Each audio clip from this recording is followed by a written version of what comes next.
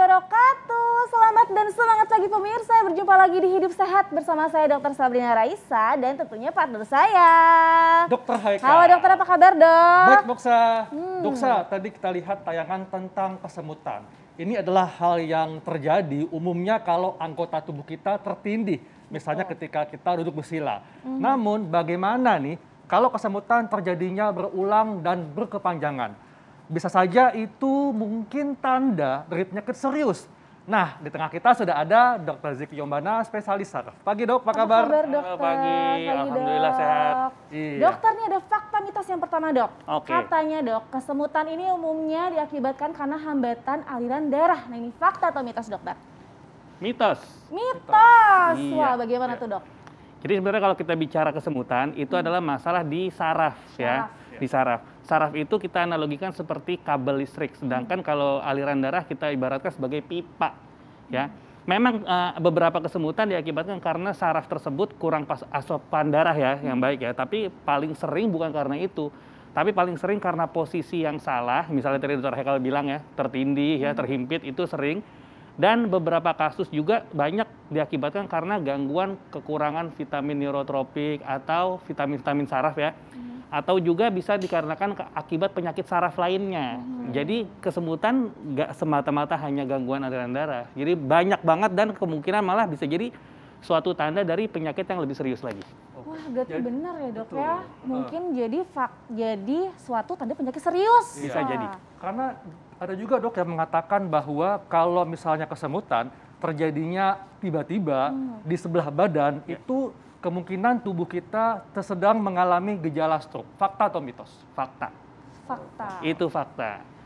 Jadi kalau selama ini beranggapan bahwa stroke itu hanya lumpuh sebelah gitu ya, atau mukanya miring segala macam, sebenarnya tergantung. Kalau stroke itu mengenai daerah otak yang motorik, maka dia akan muncul kelumpuhan. Tapi kalau dia mengalami kena daerah otak yang daerah sensorik, maka keluhan sensoriknya seperti kesemutan, kebas, baal atau nyeri ini yang sebelah badan ini yang mungkin terjadi ya, yang kita sebut parestesia. Dan khasnya dia akan muncul mendadak. Jadi jangan samakan dengan kesemutan yang lain. Kesemutannya adalah kesemutan mendadak dan sebelah badan. Wah, berarti pemirsa harus hati-hati nih di rumah kalau mengalami kesemutan. Mungkin mikirnya ini kesemutan biasa, tapi kalau terjadi mendadak ya dok ya, itu harus dikonsultasikan tentunya ya. Langsung. Baik, selanjutnya fakta mitos berikutnya nih dok. Sering alami kebas dan kesemutan ini pada tangan sebelah kiri, ini dok. Itu adalah tanda dari mengalami gangguan fungsi jantung. Nah itu fakta atau mitos? Tapi jangan dijawab dulu dokter. Kami akan kembali lagi pemirsa, jangan kemana-mana. Tetap di Hidup Sehat. Nah, itu tadi kondisi tangan yang bisa menandakan suatu penyakit yang tidak boleh kita abaikan. Sama halnya seperti tangan atau kaki yang mengalami kesemutan atau mati rasa.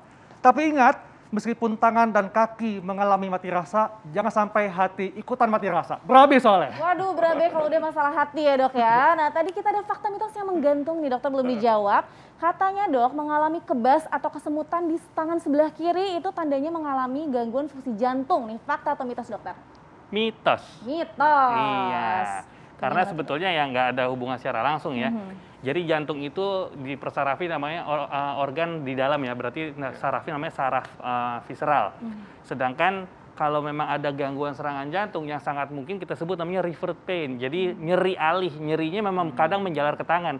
Jadi nyeri bukan kesemutan.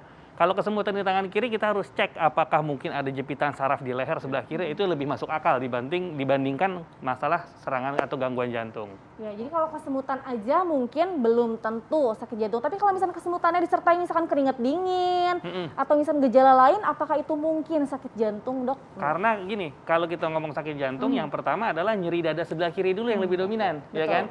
Kalau nyeri dada sebelah kiri dominan disertai yang tadi itu, oke, kita masukkan ke gangguan serangan jantung. Tapi karena gejala utamanya adalah nyeri dada sebelah kiri. Karena kalau yang ikutan tadi itu belum tentu menjadi bukan menjadi tanda yang paling valid untuk gangguan ini. Ya, Dok, tadi dikatakan bahwa kesemutan itu pemicunya banyak ya. Nah, ada anggapan yang mengatakan bahwa kesemutan disebabkan karena tekanan darah meningkat drastis. Ini fakta atau mitos? Ini bisa dibilang mitos ya, mitos. Gitu loh. Jadi kalau kita bicara tentang tekanan darah adalah silent killer. Dia tidak memiliki gejala. sampai dia menimbulkan komplikasi. Jadi saya setuju dengan Dr. Hekal kalau misalnya dibilang tekanan darah meningkat drastis, tapi mengakibatkan serangan stroke, itu menyebabkan kesemutan mendadak, iya setuju. Tapi kalau tekanan darahnya saja meningkat tapi bikin kesemutan, itu enggak, karena tekanan darah tidak memiliki gejala sampai dia menimbulkan komplikasi. Ya betul, tekanan darah tinggi memang menjadi menakutkan ya, karena tadi itu si silent killer itu, Dr. Hekal. Di fakta mitos selanjutnya nih dokter, kesemutan yang terjadi secara kronis atau terus-menerus nih dok, dan tidak mudah hilang, ini merupakan tanda dari penyakit syaraf atau adanya kerusakan syaraf nih. Fakta atau mitos dokter? Fakta. Jadi kalau kita bicara kerusakan saraf di sini ada banyak. Saraf itu kan seperti apa ya? Seperti komputer yang mengatur tubuh kita kan. Prosesornya ada di otak, kemudian kabel-kabelnya sampai ke tangan, sampai ke kaki gitu ya. Nah ini kita harus tahu kalau memang dia tidak sembuh-sembuh, kerusakannya di mana? Apakah memang kerusakannya di otak atau kerusakan di kabelnya? Kita sebut neuropati. Dan setelah itu harus dicari tahu juga neuropatinya diakibatkan karena apa? Banyak, luas banget dok. Apa bisa jadi karena penyakit yang lain atau bisa karena memang kerusakan kabel itu sendiri, dan ya itu harus dicari deh pokoknya. Iya betul. Pertanyaan selanjutnya dokter, kapan sih seseorang harus mewaspadai nih bahwa kesemutan ini tanda dari penyakit serius, dok? Jadi kalau ada kesemutan tapi tidak ada apa ya, dia muncul secara spontan, bukan karena ditekuk atau terhimpit, dan lama nggak hilang-hilang, posisinya itu juga, nah itu. Jadi emang harus segera dicek ya ke dokter saraf terdekat. Kalau memang misalnya habis sila, habis duduk, habis tidur, terus tangannya terhimpit, dia semutan, oke lah, itu masih dikatakan wajar. Tapi kalau tidak ada pencetus yang nyata, tapi mengalami rasa seperti tadi, dan lama, hati-hati. Dok, tapi kan saat ini sangat banyak nih masyarakat yang nggak bisa lepas dari gawai, baik itu smartphone, laptop, dan sebagainya. Kan itu membutuhkan waktu berjam-jam dengan posisi tangan yang sama dan bisa menyebabkan terjadinya kesemutan. Nah, kondisi yang seperti ini yang sampai kesemutan di jari-jari itu apakah sesuatu yang mesti diwaspadai dan tidak boleh diabaikan begitu saja, dok? Ya, harus. Ya, jadi yang namanya sekarang dibikin dengan adanya gawai gitu ya. Orang dibikin agak lebih mager gitu ya. Malas gerak. Sedangkan posisi statis seperti tadi akan menyebabkan suatu penekanan saraf, kondisi penekanan saraf. Pada kasus ini yang kita sebut namanya carpal tunnel syndrome. Jadi ada jepitan saraf di daerah pergelangan yang mengakibatkan jari-jarinya ini menjadi kebas kesemutan, ya kan? Atau bisa terjadi kelemahan kalau yang lebih lanjut ya. Nah, ini ada derajatnya, derajat 1 sampai 6. Kita harus cek. Karena kalau sampai derajat 6 bisa terjadi kelumpuhan, bahkan harus dioperasi. Jadi hanya dari gejala kesemutan aja bisa panjang ceritanya kalau kita nggak beres nanganinnya ya. Jadi memang mesti hati-hati, dok ya. Betul. Dan juga jangan terlalu lama dalam posisi statis ya, memegang gawai dan sebagainya. Jadi memang lagi kerja harus jalan-jalan dulu deh, ntar baru kerja lagi. Istirahat ya dok ya, jangan terus gini ya, dan ada aturannya juga untuk bermain gawai ya. Selanjutnya dokter, ini kita bicara tentang ibu hamil dokter. Katanya nih ibu hamil tuh sering mengalami kesemutan pada kaki dan tangan. Nah ini fakta atau mitos dok? Fakta. Jadi pada ibu hamil memang ada beberapa faktor ya. Yang satu adalah faktor mekanik di mana terjadi peningkatan berat badan yang drastis. Kemudian ada beban ini akan mengganggu struktur daripada tulang belakang. Yang tulang belakang itu di dalamnya ada saraf juga. Jadi akan menyebabkan gangguan kesemutan di kaki, bisa jadi ya kan. Kemudian yang kedua bisa jadi orang yang hamil ini mengakibatkan tadi sindrom terowongan karpal. Karena peningkatan berat badan yang agak drastis dalam waktu singkat, dia menyebabkan penyempitan atau penekanan di daerah pergelangan. Dan selain itu juga bisa karena masalah nutrisi. Jadi kan nutrisi ibu hamil ini dibagi dua nih sama anak ya. Jadi seharusnya dia menggunakan vitamin neurotropik untuk dia sendiri, dibagi sama anak. Jadi dia tanda kutip agak sedikit kekurangan. Sehingga muncullah gejala-gejala kesemutan kayak tadi. Dok, ini masyarakat juga pastinya ingin tahu dok ya, ketika mengalami kesemutan, adakah gerakan sederhana yang dapat membantu untuk mengatasi kesemutan tadi? Sebetulnya gerakan sederhana sih secara khusus nggak ada ya, tapi memang ya kalau memang mengalami kesemutan, kita terus coba gerakan daerah yang kesemutan tersebut.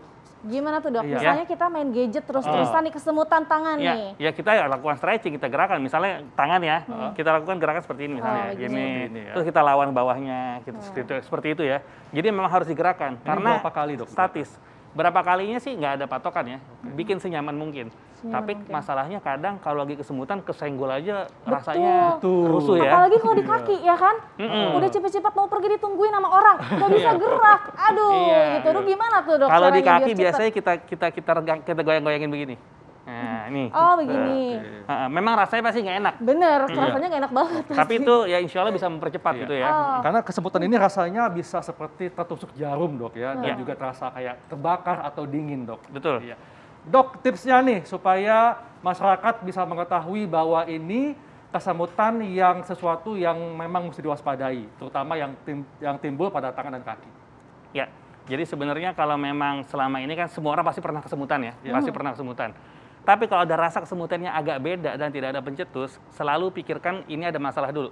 Karena selalu kita berpikir kemungkinan jelek dulu sampai dibuktikan tidak. Jadi jangan apa ya, kalau untuk masalah penyakit, saya lebih suka sedikit lebay daripada terlalu santuy gitu ya. Iya, Setuju, iya, Dok. betul. Apalagi di pandemi dok ya. Betul. Betul. Jadi memang harus segera dicek kalau memang ada gangguan, jangan sampai kita kecolongan. Iya. Oke, baik dok, terima kasih Terima untuk kasih penjelasannya banyak, Dok. luar biasa Sama-sama. sekali ya.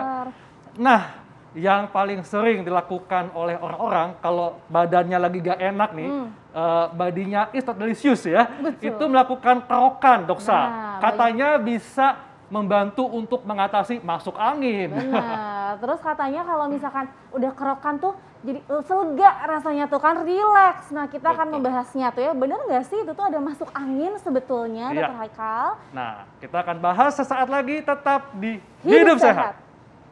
Thank you dok. Oke, thank you.